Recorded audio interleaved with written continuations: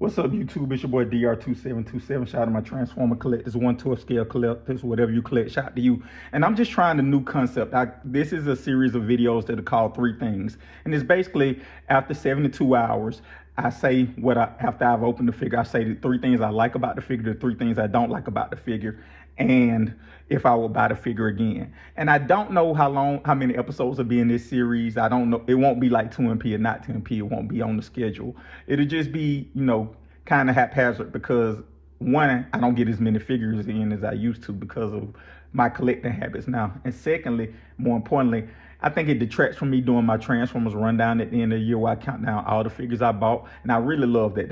That's my favorite video doing. So I don't want to take away from that by doing a ton of these. But depending on if you guys like it or not, I'll do as many of these as I can. Just let me know in the comments. But we're doing three things with fanstoys Outrider, the Trailbreaker. First, we're going to start with the three things I like. And these are very detailed thoughts because I think if you want more specific and a breadth of more things, I think you can find a review. There are trillions of great reviewers out there. For me, I'm just saying three things specific to me.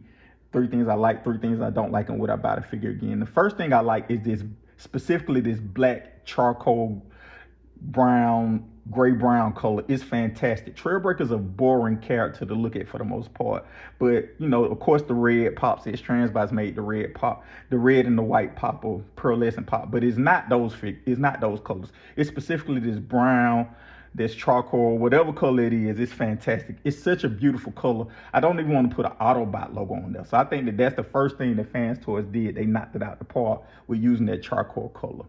The second thing that fanstoys did, and something that they're always known for, is build and quality and sturdiness. And like they have they have soft ratchets in the arms, ratchets in the hips, ratchets in the knees. I mean, it's just built. It's a very well built thing, and as most fanstoys things are. So they get the credit as always, and I just want to give them that too. Number two is how the build quality. Number three is the transformation. Like, I think it took me maybe 15 minutes, maybe 20 minutes to transform this from bot to car. And then I didn't even need instructions to go back to bot mode from car. Like, I think it was very, very, very, very well done. So I got to give them those props on those three things. So just a real quick three things I like. The deco, specifically that charcoal gray. The second thing is the build. The third thing is the transformation.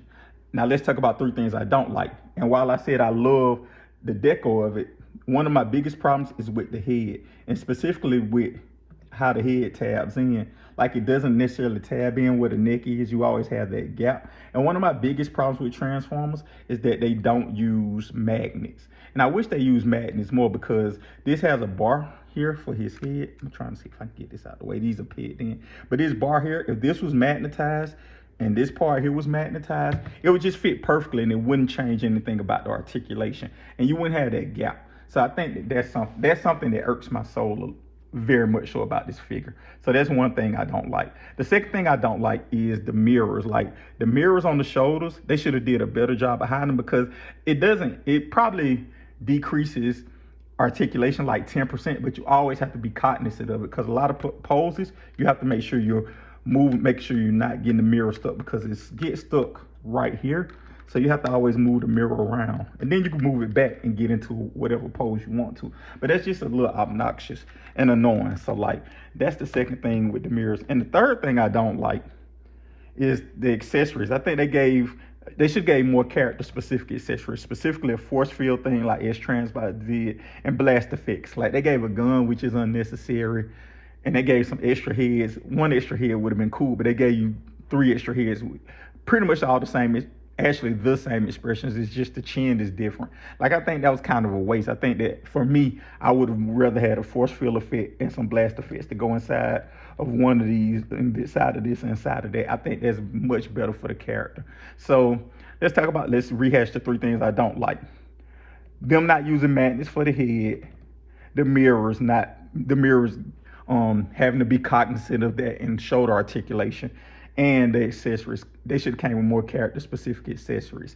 So would I buy this again? Definitely. I think this is a great figure. So let me not shortchange the figure. It's a really great figure. It has its flaws, but it's a really great figure.